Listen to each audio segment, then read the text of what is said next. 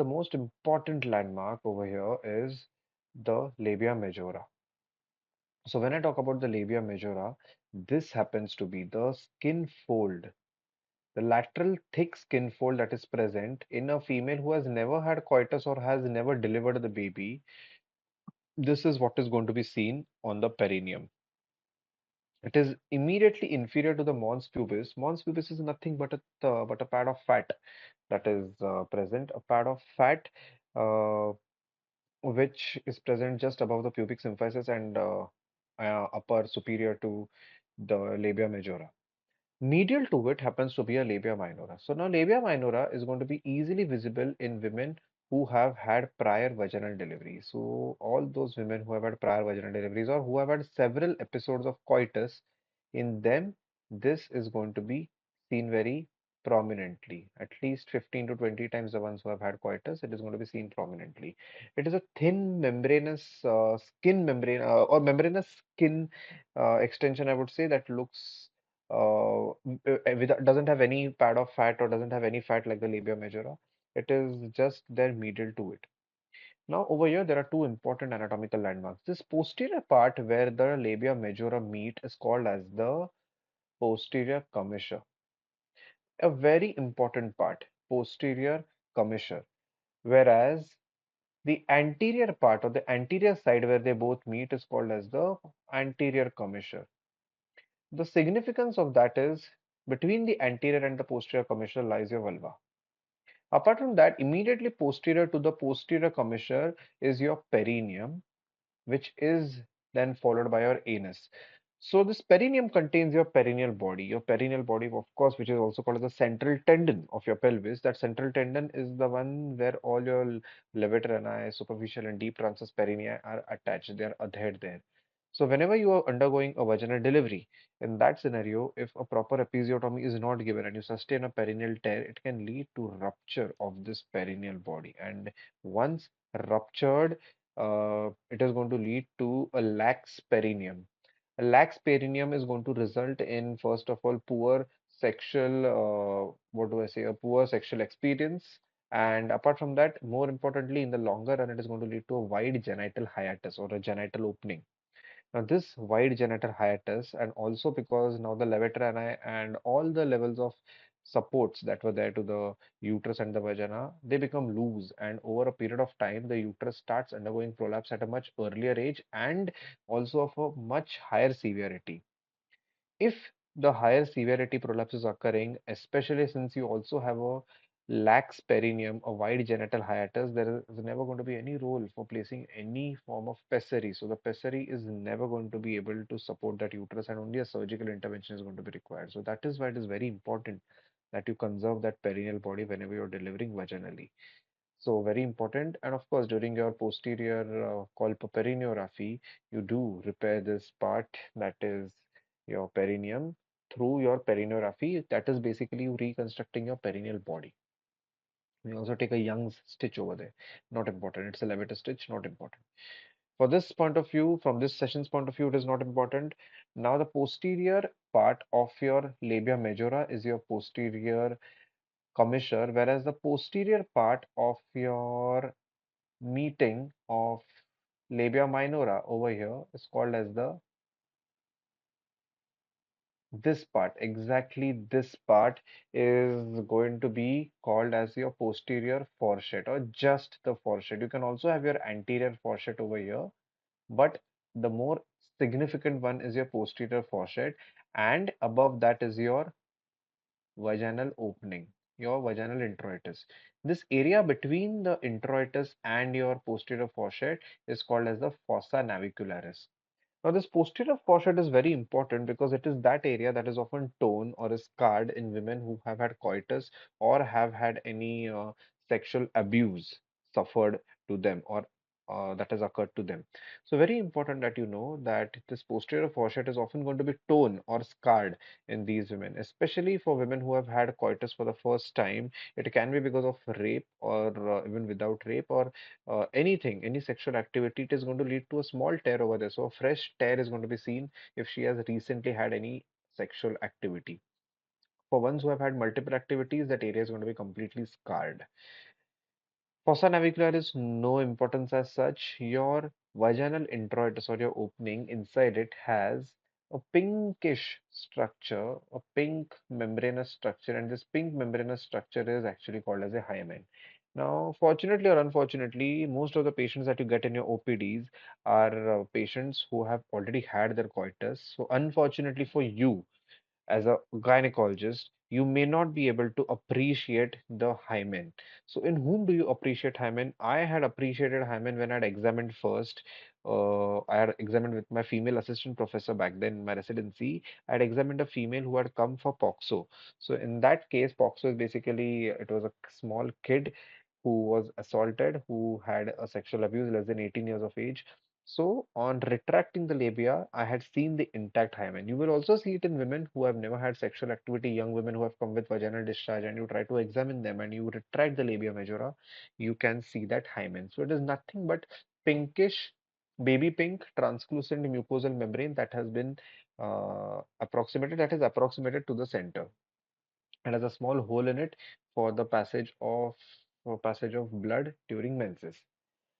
This is about hymen. How is it formed? What is the embryological origin? So when I talk about embryological origin, I know that my female genital organs, embryology. So my female genital organs are formed by two major methods. What are the two major methods, or rather the two major origins? First is, of course, your paramesonephric duct, or what we also call as a Mullerian ducts. These Mullerian ducts are two in numbers from both the sides. So both these sides, they come together in the center, they fuse caudocranially, and they start the fusion from the caudal end. So the vagina is formed first. So what are the derivatives of Mullerian duct? The fallopian tube, the uterus, the cervix, and the upper four-fifth of vagina. So it starts fusing from bottom upwards, and the lower one-fifth of the vagina is made by the urogenital sinus, as you can see over here. It is made from the urogenital sinus. This urogenital sinus is forming the lowest one-fifth. Earlier, a few studies also said the lowest one-third. So that's an ongoing controversy, one-third or one-fifth. Not important. It just forms the lowest part of your vagina. Just a few days before birth, the vaginal introitus opens up and you have your vaginal opening that is present. After that, or rather before that, the entire canalization takes place of your vagina, and this canalization takes place. If there is any fault in it, then you are going to find the presence of a vaginal septum over there. It can be a horizontal one or a transverse one. Transverse one is the more problematic one because that is going to lead to hematometra, and its resection is also a little difficult. The fusion point between this paramesonephric duct and the urogenital sinus is going to have a sinovaginal bulb. These sinovaginal bulbs are going to form the vaginal plate, and the inferior part of it, basically the joining part of the urogenital sinus with the Mullerian duct, is going to eventually form a membranous structure called as the hymen. So, simply put, it is going to be that one demarcation between your Mullerian and your urogenital ducts or birds. Very simple. It's a simple membranous structure. This mucosal membrane is lined by non-keratinized stratified squamous epithelium. Okay. So it is epitheli is a not keratinous for stratified squamous epithelium. It is lined by that. Otherwise, it's just a simple mucosal membrane. What is the difference between a vaginal septum and a hymen? So vaginal septum is going to be formed much higher up. Let's assume it is formed over here. It is going to be much thicker because it not only contains the mucosal membrane of the vagina but also the muscular layers of the vagina. Vagina, of course, you know, is a tube. It's a muscular tube, so it is going to contain all the layers, because of which you cannot simply put in a small incision whenever there is a vaginal septum, and for the blood that is accumulated inside for it to flow out, you cannot just make a cruciate incision on it. You have to resect it entirely, then place a dilator inside it for several days because it again might just get adhered. Whereas for imperforate hymen, that is what we are going to learn next, we can just put in a cruciate incision. So what is this thing that I just mentioned by mistake? जिसका नाम है imperforate hymen. So to know about imperforate hymen, I first have to know about how does or what are the various forms in which hymen is present. So hymen is present in various forms. Few of the commonest include in the infantile stage, basically pre-pubertal stage, it is a vertical slit. A vertical slit, it is also called as an infantile hymen. Apart from that, crescentric hymen is another variant that is formed. The crescentric hymen is basically there are multiple dots and one single opening, because of which the outflow tract is open, but it is facing some resistance. So these women often have dysmenorrhea, and also they have difficulty in their initial coitus, because through the bigger hole, through one of the bigger holes in crescent, the penis goes in. So the pain is still bearable, but this membrane, this hymen doesn't open up fully, because of which this couple keeps on having coitus in the same state, and it is painful every time. In other sense, in other patients or in other people, usually the entire hymen gets ruptured, often after multiple acts of coitus. Remember, coitus single time or a few times may not even rupture the hymen, but if it is done multiple times, then there is a chance that the hymen will just tear away. But in a crescent trick, it doesn't tear away, and instead it leads to dysmenorrhea and dyspareunia every time. Apart from that, a septate hymen is also going to be problematic during coitus, and the most and the biggest problem is going to be with imperforate hymen. So basically, there is no perforation that is present at all. Remember, every hymen has a small hole in it that is made for blood flow to go, because it is multiple mucosal membranes that are coming to the center to fuse, which is why if they fuse completely, there is no hole in this. This is called as an imperforate hymen. Imperforate hymen, what are the problems that are associated? So in an imperforate hymen,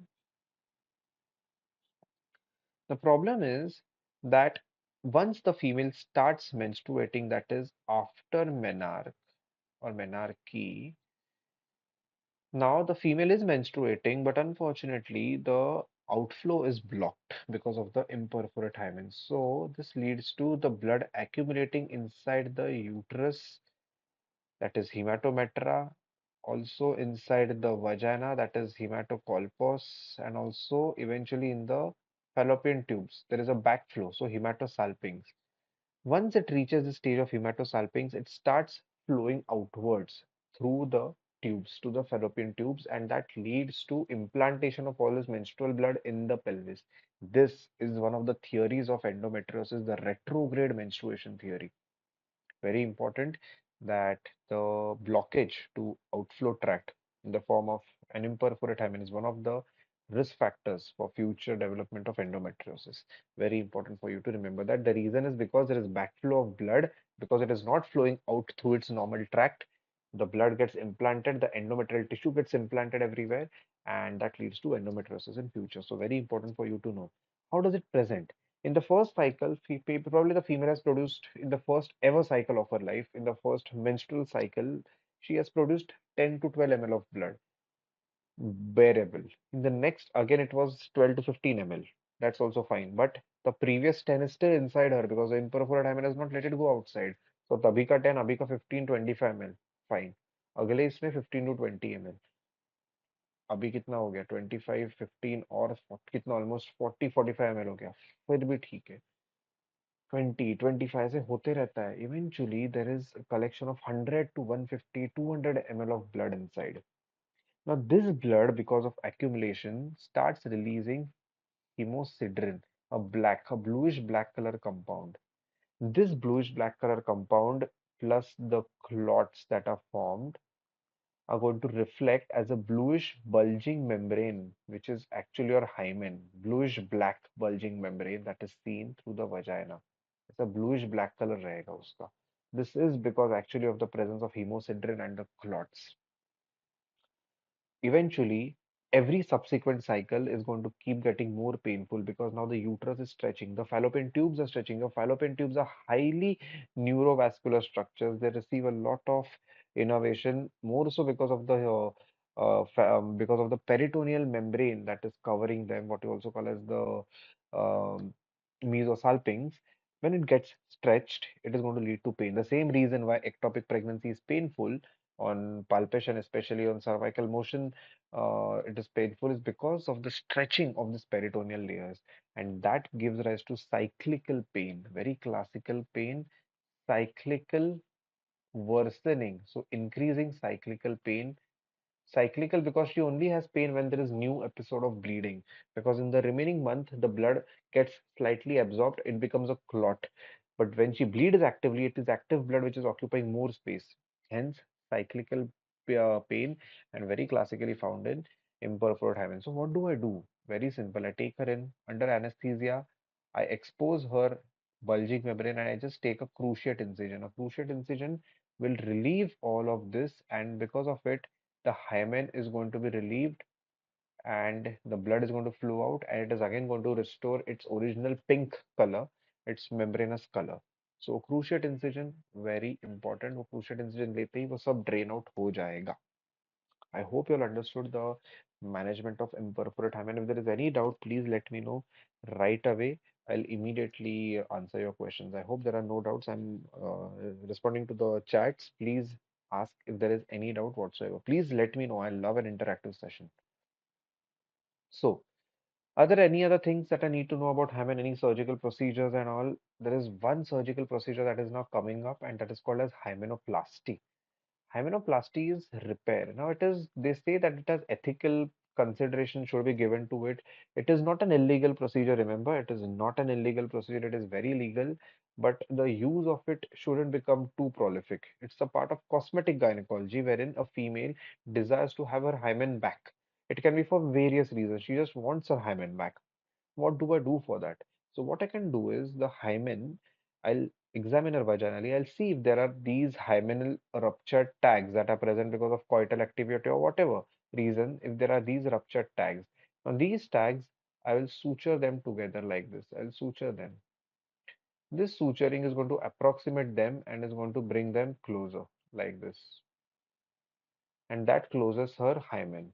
So basically the sutures are taken, delayed absorbable Vicodin sutures are going to bring it together. That's it, nothing different. This is hymenoplasty. What if she has had coitus so many times, or what if for some reason she doesn't have all these tags remaining, or they are too small to approximate them? Then in that scenario, I can raise the same flaps from the mucosal folds. I can raise them up, and I can then suture them. If even that is not possible, then the last option is using allantoin or various graft materials to place there and to form that hymen and to make a small hole in it to make sure that she still menstruates through it.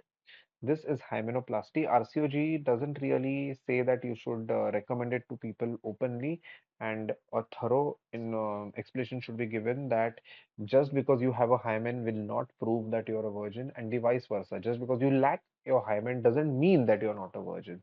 So this is a conversation that you need to have, and that brings me to the next part of this session, which happens to be the forensic aspect of it. Did you all understand this part, by the way? If you'll have understood, then I'll go on for the forensic part of this session. So, when I talk about the forensic part, remember that as an obstetrician, you are not supposed to give any indication through your examination that a female has any sexual history or not. All you can do is you can comment on your examination findings and not go ahead and directly tell whether there is any sexual activity that has taken place or not. So when I say that the ideal statement should be on local examination, the hymen is seen or is not seen, whatever is the status, is not seen intact. There are no, or there are, if at all, tears or perineal tears that are seen. Apart from that, you also have to see that if there are hymenal tags that are seen, then the hymenal tags are seen at, let's say it's at 10 o'clock position. So at 10 o'clock, if it is again at 4 o'clock and then 6 o'clock, at seen at 10, 6 and 4 o'clock positions. But the most important line is no opinion or opinion is reserved. Opinion is given on or is offered on prior sexual activity. as hymenal status does not, I've written this line so that I don't make a mistake, as hymenal status does not or doesn't indicate sexual activity. Remember that a female who has never had coitus can still have a ruptured hymen, and a female who has been having coitus can still have an intact hymen. So it is proven beyond doubt that it is never going to be the indicator of virginity. Plus, there is nothing that uh, there is no legal or medical concept called as virginity. Virginity certificate nobody can give, nobody is allowed to give. In fact, it's a form of professional misconduct and can lead to a professional negligence case against you. So there is nothing like a virginity certificate that you are allowed to give. There is nothing like virginity in medical or legal terms.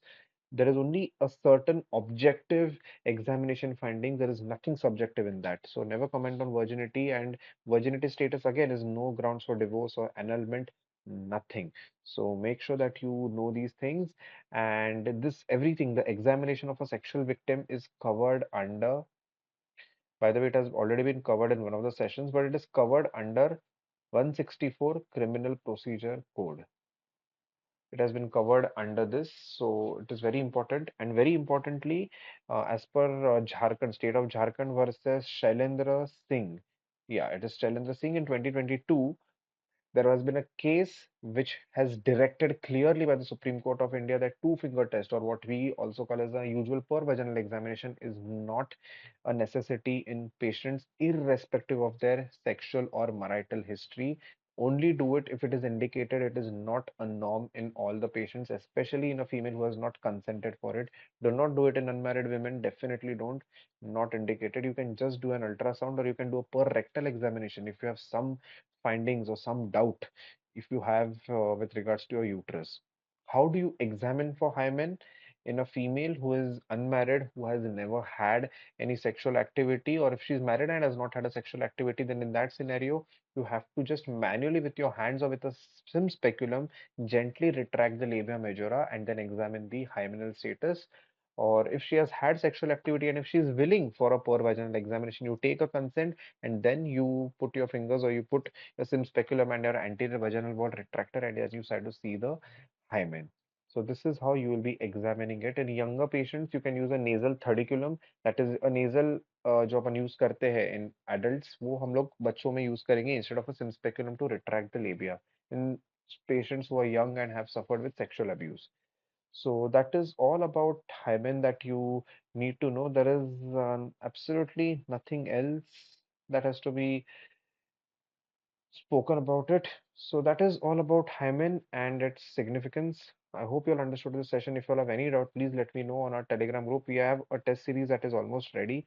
We have multiple test series. In fact, we are uploading on our app for grand tests and test series for FET, NEET SS, and PDCET. So do check them out. And if you all have any doubts, ask me on the Telegram group. This is Dr. Aditya signing off. This was a short session. I hope you all understood it. Thank you so much and keep watching Conceptual.